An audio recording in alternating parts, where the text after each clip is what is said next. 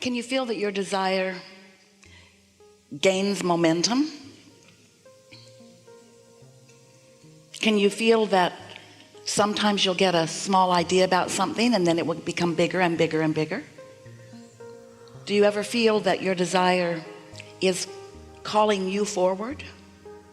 Sort of like it doesn't matter what anybody else thinks about this thing that you want.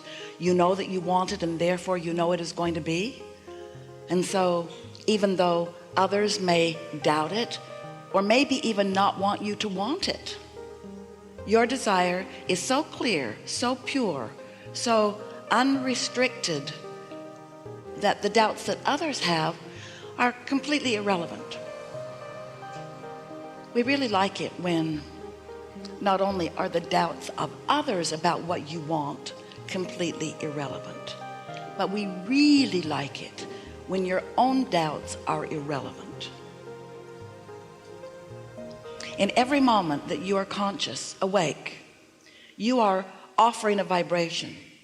Your attention to anything is causing you to offer a vibration that law of attraction is responding to. So you're getting back what you're giving out all day, every day. We would say, I'm really picky about what I think about. And I choose what I think about based upon how it feels to me. Now, why is that a good idea? Well, in order to understand why what you feel matters so much in terms of really, really good guidance for you, you have to understand that there are two aspects of you that are having a relationship at all times. Before you came into this body, you were source energy.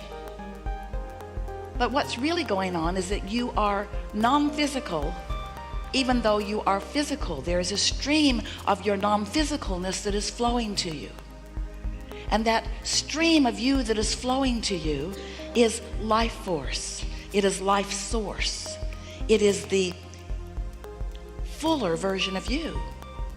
It's the fuller version of you, not just because it was fuller than you let yourself be in your body. It's the fuller version of you because since you got here in your body, you've been exploring and becoming even more. Everything that you live is causing that inner part of you to expand, and expand it does. Oh.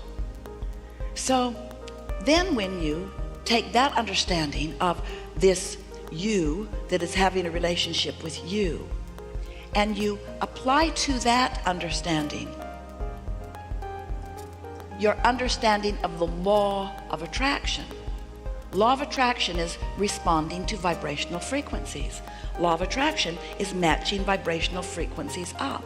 Law of attraction is responsible for the evolution of all things. Law of attraction is a powerful, across the board, always consistent response to vibration. Law of attraction is the reason that you cannot set your radio dial on 98 FM and hear what's being broadcast on 101 AM.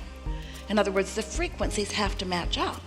Your receiver and your transmitter must be on the same frequency in order for there to be reception, yes?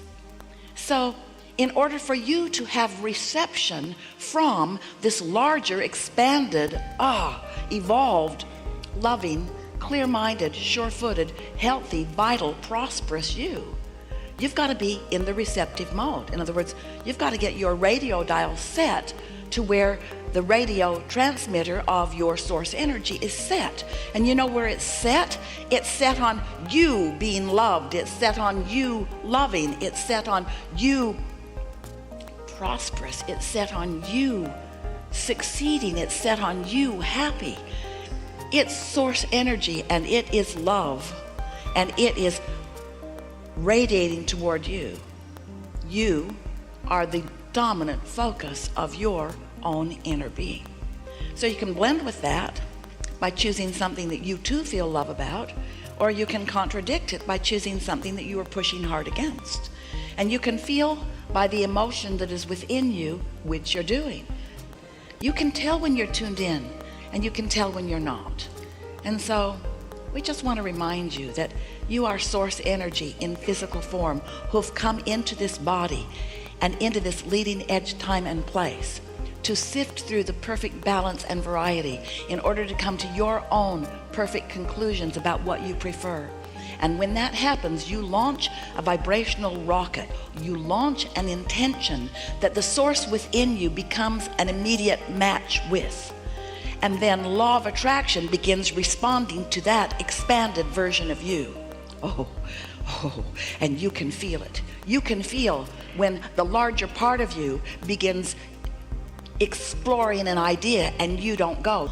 You can feel when you have caused something to begin moving and you don't go. And you can feel when you do go, because that's when you soar. That's when ideas begin to flow. That's when the entire universe is at your beck and call. That's when it feels like you have a concierge in the sky that's just lining everything up for you. And everywhere you go, doors are opening, people are smiling, and things are helpful, and you can feel the power of your intention. When you ask, it is immediately, because the source within you becomes it. And all things, all cooperative components are there. So the question isn't, how long does it take for it to become in the vortex? The question is, how long does it take you to be ready for what you've put in the vortex? The length of time that it takes from your launching of a desire to your witnessing it in its full material form. How long does it take these thoughts to turn to your things? That's the big question. How long is it going to take for these thoughts to turn to the things I want? It only takes as long as it takes for your thoughts to turn to the things you want. Your consistent thoughts to turn to the thoughts about the things that you want. In your belief that it is there, not only will it be, but the fun in which it reveals itself to you, oh, the pleasure of manifestation. Friends, that's what you came for. You came for the pleasure of manifestation. You came as creative genius to sift through this environment and come to your own clarity about what you want. What you want. You are the creator of your own experience, and you get to choose what you want. And when you do choose what you want, you've got to fully commit to the choosing of it. You've got to feel it as if it already is, or it cannot be, you see. So here's this vortex, and you listen to us. You read the book, some of you. You read the book. It's a really good book. You read the book. You read the book. You began to believe. And then you heard us say again and again, get into the vortex, get into the vortex, get into the vortex, get into the vortex. And then you began saying, Abraham, all right already. Just tell me, how do I get my money out of the vortex and into the bank?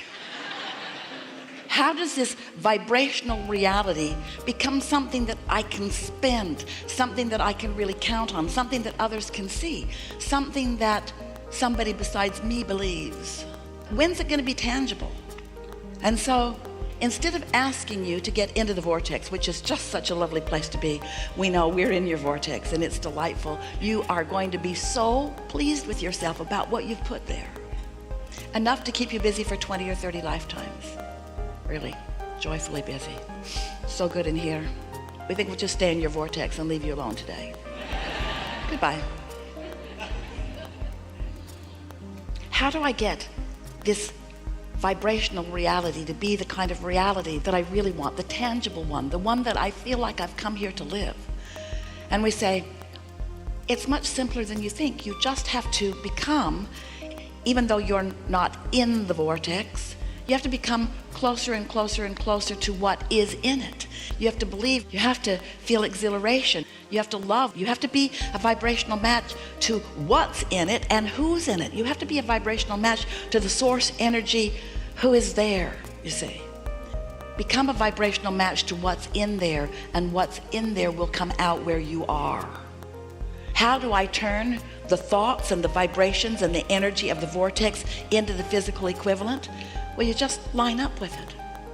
What we mean by that is, let's say you want $100,000 and you want it now. Or make it 200,000 or 300,000 or $1 million or whatever it is that you want. Choose it, it's yours. If we were standing in your shoes, we would choose big. It doesn't matter how big it is, if you believe it, it will be. It is as easy to create a castle as a button. It is as easy to create magnificent things as the things that you deem insignificant, but what you must do in either case is not doubt them. It's easy to have a conditional response to good news, isn't it? Your banker calls you, got good news. $100,000 was deposited in your account today. And your feeling response would be, this is a very good thing. You might even jump up and down a little bit. Your enthusiasm would be easy to observe. When we tell you that there is $100,000 and more in your vortex, don't jump up and down. It is as real.